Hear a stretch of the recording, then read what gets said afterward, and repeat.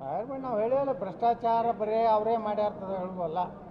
ವಿಜೇಂದ್ರ ಏನೇನೋ ಕರೋನಾದಾಗ ಎಟ್ಟು ಮಾಡ್ಯಾರ ಅದನ್ನು ತೆಗಿಲಿ ಹೊರಗೆ. ಭ್ರಷ್ಟಾಚಾರ ಮಾಡಿದವರೇ ಭ್ರಷ್ಟಾಚಾರ ವಿರುದ್ಧ ಹೋರಾಟ ಮಾಡಿದ್ರೆ ಅದಕ್ಕೇನೂ ಮಹತ್ವ ಇಲ್ಲ. ಮತ್ತು ಯಡಿಯೂರಪ್ಪನವ್ರಿಗೆ ಇಳಿಸ್ಲಕ್ಕೆ ಕಾರಣ ಯಾರು? ವಿಜೇಂದ್ರ. ಯಾವುದಕ್ಕೆ ಬಂದರೆ ಭ್ರಷ್ಟಾಚಾರ ಮಾಡಿದರು. ವಿಜೇಂದ್ರ ಎಲ್ಲ ಹಸ್ತಕ್ಷೇಪ ಮಾಡ್ಯಾನ.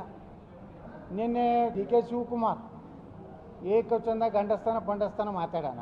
ಇವೆಲ್ಲ ಸುಮ್ಮನೆ ನಾಟಕೀಯ. ನೀವು ನನಗೆ ಬೈರಿ ಸರ, ನೀವು ಬೈಲಾರ್ದನ್ನು ನಾವು ಅಡ್ಜಸ್ಟ್ಮೆಂಟ್ ಅಂತೇಳಿ ಗೊತ್ತಾಗಿಬಿಡ್ತದೆ.